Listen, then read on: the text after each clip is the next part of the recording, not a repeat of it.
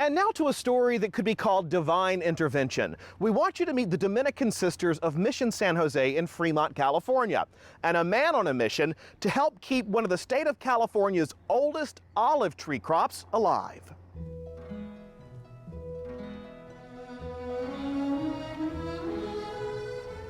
Look way up there. Yeah. Way at the top. Bunch up here. Excitement fills the air for the Dominican Sisters of Mission San Jose. But see this one too. It's that time of year again when their olive trees are loaded. Cluster after cluster hangs everywhere in these historic olive trees with roots dating back to the late 1700s.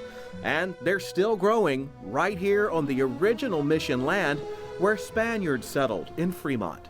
Well, olives were something native to Spain. It would be something that would have been part of their diet. So little by little, agriculture became a big thing here. So Dolores, this is the oldest remaining building Of the original adobe buildings that were part of the mission complex. Wow. This dates back to? This one was probably built about 1810 after the church was finished. Just like most of the original buildings, the mission crops have crumbled, except for these thriving olive trees. This is the oldest standing mission olive orchard in the state, covering the land that remained after most of the mission property was sold to ranchers in 1830. We got back 28 1/3 acres of our land, some of which now we have sold off as well. To the Dominican Sisters of Mission San Jose, who are our neighbors behind us here. Behind the mission, rows and rows of olive trees, leading up to the Dominicans' mother house, sort of a divine intervention, introducing the next generation of caretakers for the crop. For decades, the Dominican sisters would harvest the fruit and press their very own olive oil by hand for sacrament celebrations and convent cooking. But in 1964, that harvest ended when the sisters could no longer handle the harsh labor of picking and pressing. So you used to pick these trees right out here? But I remember more trees being here.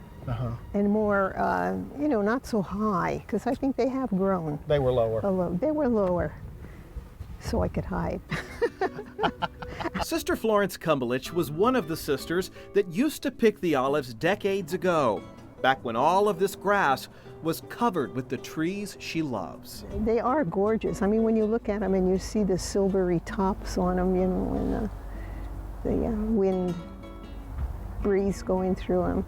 For years, it was just falling on the ground. They were walking all over, splashing all over our habits, and it was going to waste, and that was really almost sinful. But that sin on the ground became a gift from on high for Sister Karen Elizabeth Zavitz and the rest of the Dominican sisters. A saint of the soil stepped forward when professional olive oil maker Dan Shabika offered up the services of his company to pick and press the olives for the sisters for free. I think staying connected to the spiritual significance of the olive tree and also the temporal significance of the olive tree in California is rooted right here. He has such a passion. He has a passion for the olive trees and the olive oil and, its many properties, from the sacred to the secular. And he's really instilled that in us. Well, I think you're going to have a good crop this year, and of course the olive oil will be impeccable. I think that we have a lot better harvest coming up. Your eye is getting trained quickly. I mean, we had the trees, we had the desire, but without someone like Dan, it would not have happened. This is where the sisters' olives end up, at Shabika's processing plant in Modesto. When will these be olive oil? Tomorrow. Tomorrow. Is that fast enough for you? Wow. That's not all that's fast. The olives right up a conveyor belt are dumped into a water bath, and the olive press is on.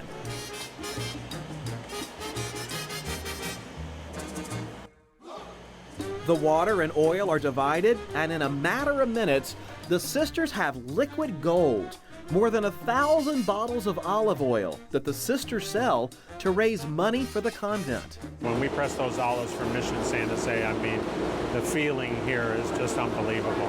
And every once in a while we get a little miracle thrown in. But the sisters will tell you the real miracle is Dan Shabika, a man on a mission with a passion for preserving history. That means by the weekend after Thanksgiving, we can really start harvesting. Back at the Mother House, the sisters keep their end of the bargain, That'll be You great. make good olive oil. Absolutely. tending the trees and praying for a good crop. Each of the sisters even has their very own adopted olive tree. It's doing really well, so I must have been doing something right. So like we like to say, well, it's from blossom to bottle. And that's what this is, because there's nobody in between except God.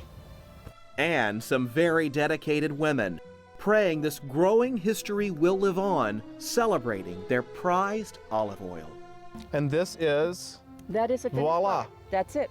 That is the pressed, olive oil. filtered, bottled, labeled, sealed, ready to go out the door.